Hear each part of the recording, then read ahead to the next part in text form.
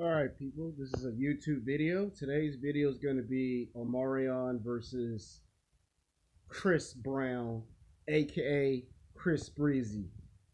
Now in this video, got to continue my music series. I know you guys thought it stopped, but it didn't. Have to do some other videos. This one is about battle dancing. Dancing, aka battle dancing. Now OmArion got his start in the late 1990s. I think the year was 97, 98. He got exposed to break dancing, battle dancing, but he was mostly known for singing. And he popped up on some television shows, and one of those shows ended up being Sister Sister. And at a young age, they would sing, and they had this little group, him and Marcus Houston. And then by the time they got a little older, you should already know, they ended up being in a group called B2K. And these guys were very great on the mic. I mean, he was the lead singer. I mean, their number one hit, I can't remember the name of the song, but it went over platinum overnight. Then they ended up doing songs with Jagged Edge, Boys to Men. By the way, I got to put Boys to Men on this list. I don't even know why I never got to Boys to Men, but they're going to have to pop up on this list before this season 2 series is over. But anyway, they did a whole bunch of love songs for the girls, and one of them was a bump bump bump, and then they turned around and made a bump bump bump remix, and then he ended up doing songs with R. Kelly, Nick Cannon, and then he did some songs with other various artists, and he even did a little collaboration with the legendary great Usher. I mean, who don't like that? And he was doing songs with Tyrese, if you could believe it. But in the middle of them doing their second album, they had did back-to-back albums. There was 2 albums. By this time period, it was 2001, and there was a breach of contract. And right in the middle of album number 3, he tried to put out a solo album. And every time a lead singer tries to put out a solo album, it's always a conflict of interest between you and the group. He didn't get along with his agent. He didn't get along with the other guys. And they started doing movies. And you remember that movie called You Got Served? That's like, the movie's like about 11 and a half, 12 to maybe 13 years old. They did that movie. That's when they did their 3rd album, and he had put out his solo album. And them 2 were the lead characters of that movie. They eventually made a total of 5 films. The first one, they were in the first one. The second one, just only Marcus Houston was in the second one. They made a 3rd one, which weren't no good. And then they made a 4th one, which was supposed to be a reunion. And then from out of nowhere, Chris Brown popped up in the 5th film. Anyway, why he became famous for dancing, once he made his millions of dollars, he was in movies, television shows, he was a songwriter, a singer. Then he eventually opened up a school in 2004, which was a dance studio. And then he ended up doing 4 albums with the group and 3 solo albums. Now his first album went double platinum. And at that point in time in history, these guys were being compared to Boys to Men.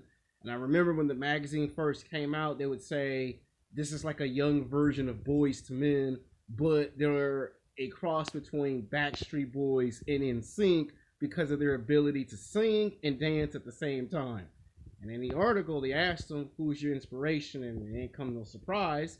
Usher was on that list. Tyrese on that list. But the one person that he name dropped was the king of pop, Michael Jackson. It seems like every time somebody does dancing, like in my first season, they always name drop Michael Jackson. He said he would love to want to do some work with Michael Jackson, which is unfortunate because the king of pop is no longer with us.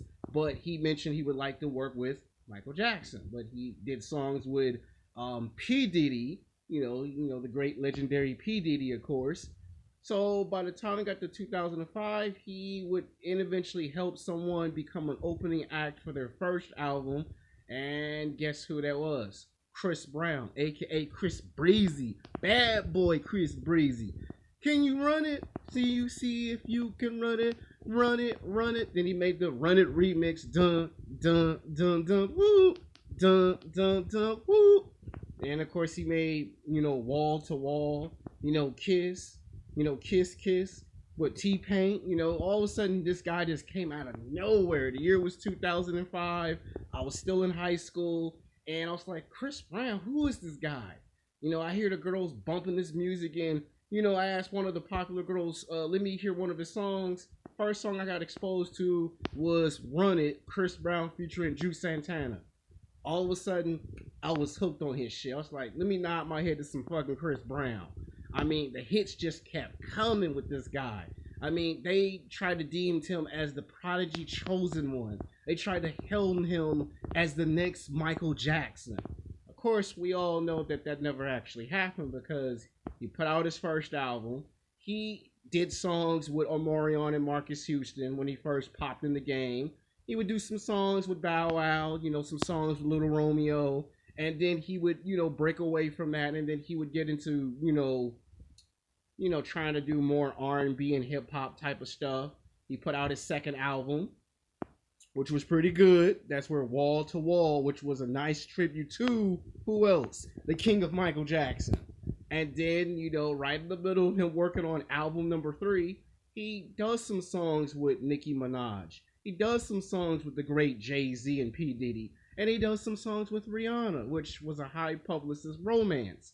And by the time he got 7 years into his career, there's the incident of, supposedly he's abusive and he beat her and that kind of derailed his career a bit. And it was hard for people to trust him after that. And then there was a period where no albums came out, right in the middle of him doing album number 4, a lot of people were hesitant to buy his 4th album.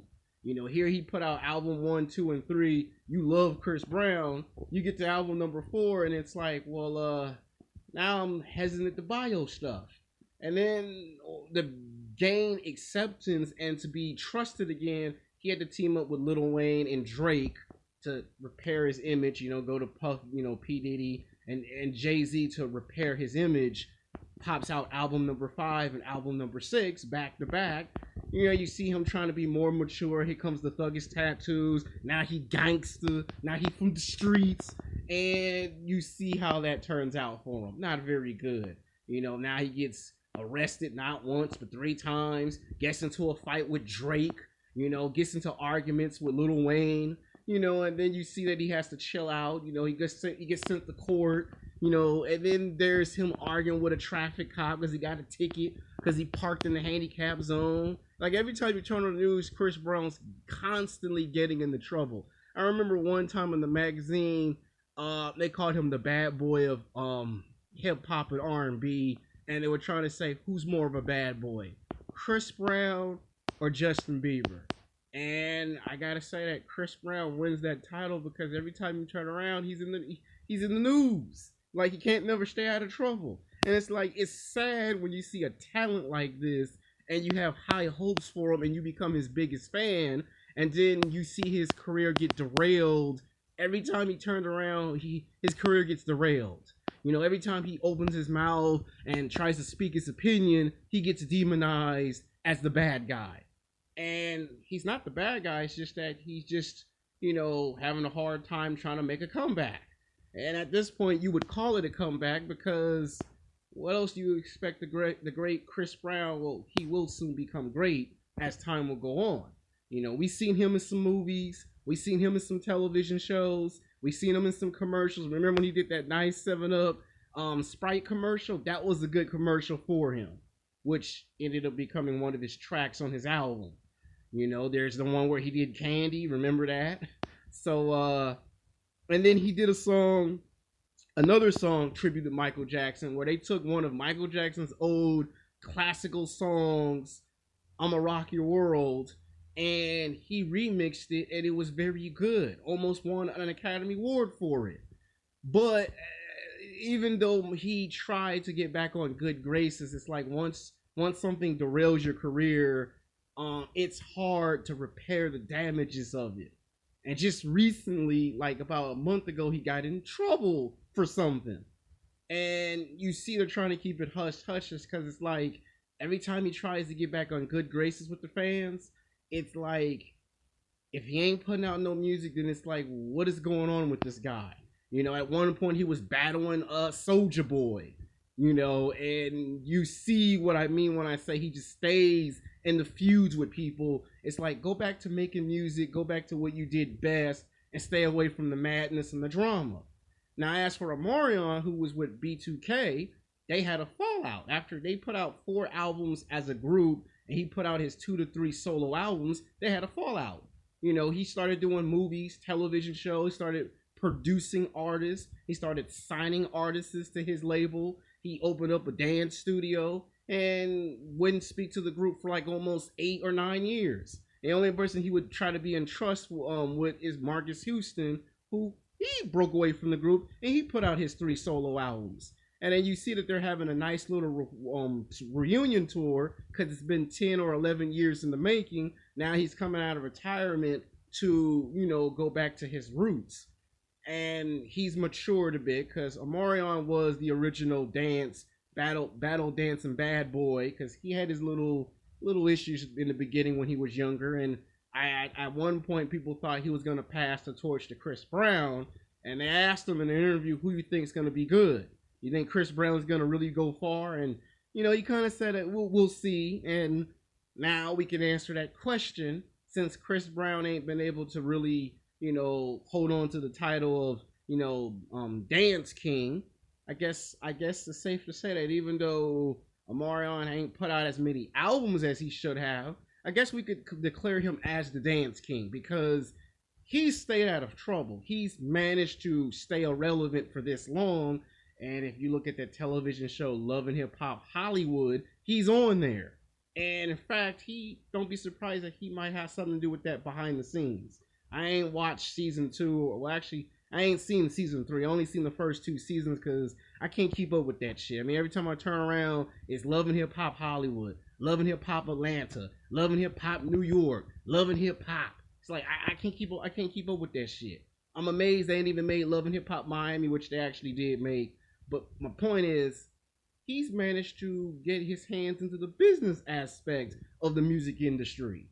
So this guy's multi-talented and has managed to last this long. And he has longevity. Like Chris Brown, only time will tell if he can rebound back and try to put out another album. But at this point, at his age, he's in his late 20s, early 30s. And some people just don't think Chris Brown's going to come back from this thing. These things can end your career. So who's really better? Even though I'm not really a huge fan of B2K, I gotta say that the lead singer is gonna slightly by an edge marge out Chris Brown.